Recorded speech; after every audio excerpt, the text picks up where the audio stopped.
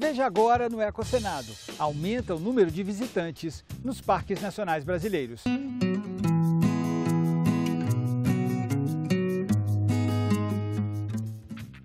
Medidas para combater o mosquito Aedes aegypti sem colocar em risco o meio ambiente. A vantagem dessa bactéria é que ela é altamente específica, ela só mata a larva do mosquito, ela não contamina, não é cumulativa no ambiente. E uma análise sobre a agricultura brasileira e a preservação do meio ambiente.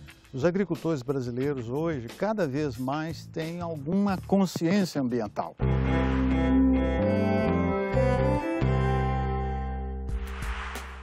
Zander Navarro é agrônomo formado pela Universidade Federal de Viçosa, em Minas Gerais. Com extensa carreira acadêmica, ele possui mestrado em Sociologia Rural pela Federal do Rio Grande do Sul, doutorado em Sociologia pela Universidade de Sussex, na Inglaterra, e pós-doutorado em Ciência Política nos Estados Unidos. Ele é um dos maiores estudiosos da estrutura agrária no Brasil. Confira a nossa entrevista com ele, que abordou temas como sustentabilidade no campo, reforma agrária e a nova realidade no meio rural brasileiro.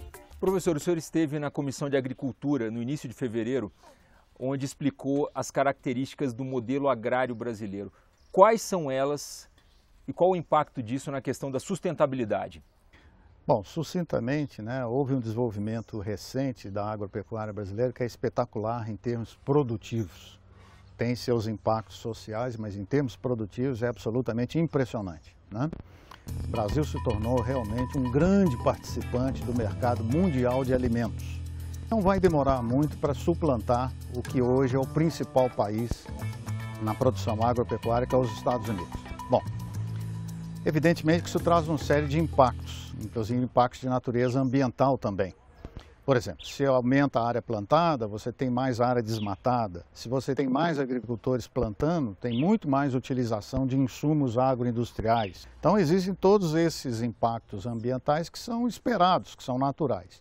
O que eu gostaria de dizer mais por um lado positivo, é que ao contrário do passado, os agricultores brasileiros hoje cada vez mais têm alguma consciência ambiental.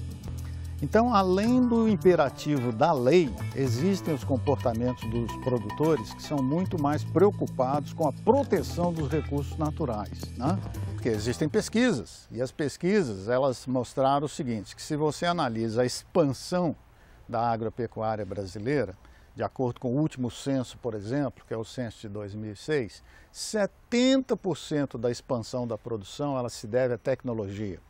Menos de 10% se deve à terra. Ora, como é que você lê esse número? Você lê da maneira óbvia. Se você oferecer a uma família rural pobre uma parcela de terra, terra não vai mais responder pela produção. Ou, como eu disse antes, vai dar apenas uma sobrevida a essa família rural pobre que logo a seguir vai abandonar essa parcela de terra, Hoje a agricultura brasileira é um ambiente de intensa tecnologia, de muita concorrência. Já foi o tempo de uma agricultura ser uma agricultura de produzir para o alto consumo, de uma agricultura de amadores, como a gente dizia, Hoje a agricultura ela precisa de conhecimento, ela precisa de agricultores que sejam capazes de lidar com a complexidade, com alta tecnologia. Nós estamos entrando numa era onde drones, sensores cada vez mais baratos, eles permitirão uma eficiência enorme no uso dos recursos naturais, água, terra, energia, etc. E os agricultores têm que lidar com essa complexidade, não é isso? Então, se você oferece apenas uma parcela de terra para uma família rural pobre, boa parte dela, inclusive, semi-analfabeta, e quase que diz o Estado brasileiro, quase que diz para essas famílias, virem-se, elas não vão se virar, não tem como sobreviver nesse ambiente de intensa competição e alta tecnologia. Um dos pontos da sua exposição na Comissão de Agricultura foi a questão fundiária. O senhor chegou a defender a extinção do INCRA. Por que, na sua opinião, o tempo histórico da reforma agrária acabou? A primeira observação que eu queria fazer é que, se você analisar objetivamente, não existe mais nenhuma demanda social digna do nome que pede a reforma agrária, que reclama a reforma agrária no nosso país. Existem ainda manifestações que são mais esporádicas, essas manifestações são cada vez menores e elas não são feitas mais por sem terra propriamente dito, inclusive porque o campo brasileiro está se esvaziando. né? Hoje há uma fuga, particularmente de jovens rurais, do meio rural, que, portanto, a reforma agrária não é para essas pessoas uma demanda realmente que seja aceitável, interessante, que vai criar uma possibilidade de vida, né? Isso de um lado. Do outro lado, quando você vê o custo disso, né, qual é o orçamento que o INCRA tem, o papel que o INCRA e seus funcionários poderiam desempenhar em outras funções, etc., você chega a essa conclusão que é lógica. É uma conclusão muito simples de você chegar. Não há demanda social, é um custo público, de recursos públicos muito elevados. Por que o INCRA ainda permanece? Por que nós mantemos uma política que não produz mais resultados? A reforma agrária é uma política que teve um período histórico. A reforma agrária foi uma política que muitos países implantaram, defenderam, etc. Quando? Especialmente nos anos 50, nos anos 60 e talvez parte da década de 70, e por uma razão muito simples. Eram países muito pobres e eram países onde a maior parte da sua população vivia no campo e de agricultura. E muitos desses países tinham uma estrutura fundiária concentrada. Portanto, mais do que natural que o tema da reforma agrária fosse, naquele momento, um grande tema na literatura, para os governos, etc. Esse tempo acabou. O mundo hoje é um mundo urbano, né? A agricultura se modernizou praticamente em todos os países, né? Hoje há uma oferta abundante de alimentos. O problema não é mais oferta de alimentos, o problema é renda, né? Nós temos uma população que no mundo é muito pobre e que, portanto, tem dificuldade de comprar a sua comida, mas não porque ela exista ou não exista, né? Quer dizer, a oferta de alimentos hoje no mundo, com os processos de modernização agrícola, ela é abundante. O problema não é esse, né? Então não faz mais sentido realmente a gente insistir em algo que de fato é do passado. Existem também alguns equívocos em relação aos assentamentos que geraram danos ambientais, não é? Olha, eu acho que nós temos que ter coragem de discutir isso também em algum momento com mais serenidade, né? Por exemplo, há um desastre ambiental sobre o qual nós não falamos, que foi a política de assentamentos, particularmente em dois estados, Maranhão e o Pará. No caso do Pará, especialmente o sul do Pará, né?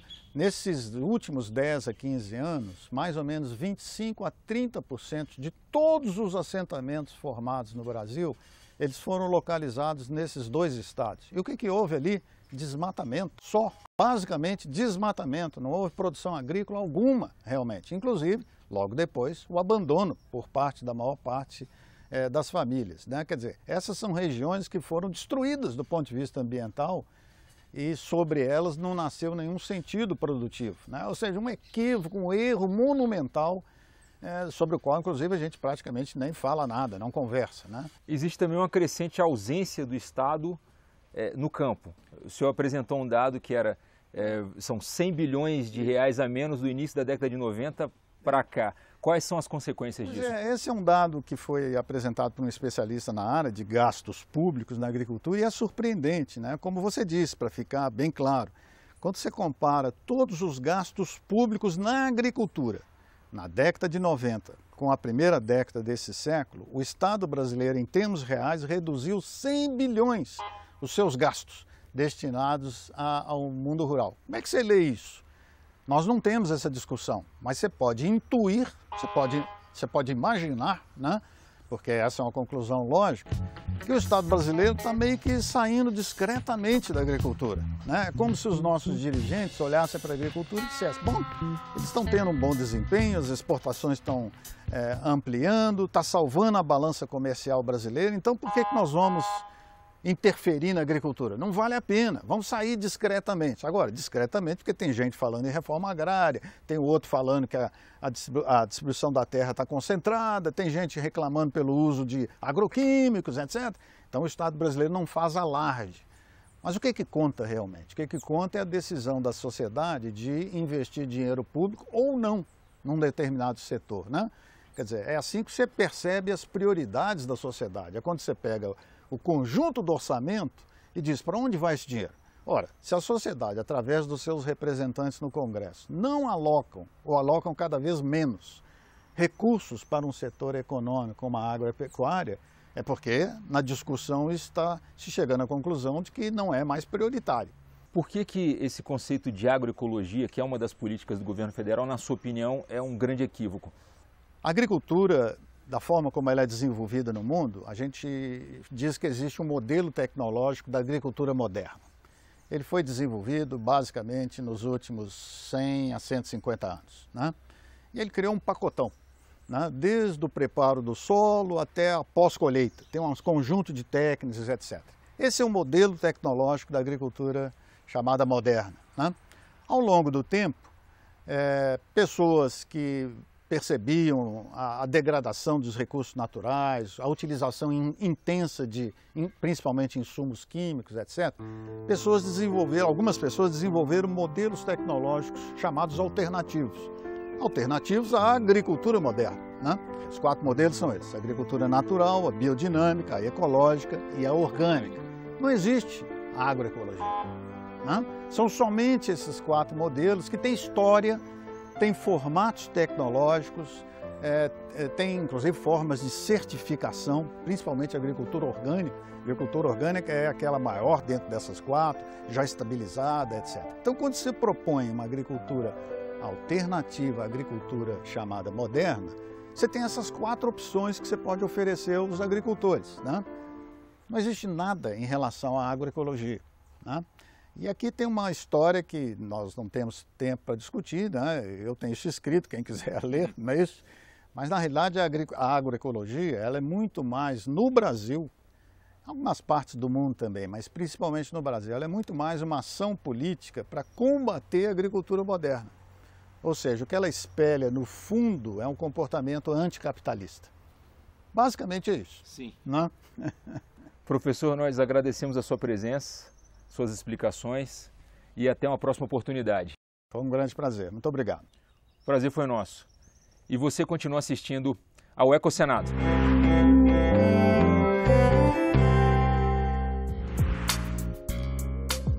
Está aberto o edital da DGM Brasil para financiar projetos de povos indígenas, quilombolas e comunidades tradicionais do Cerrado.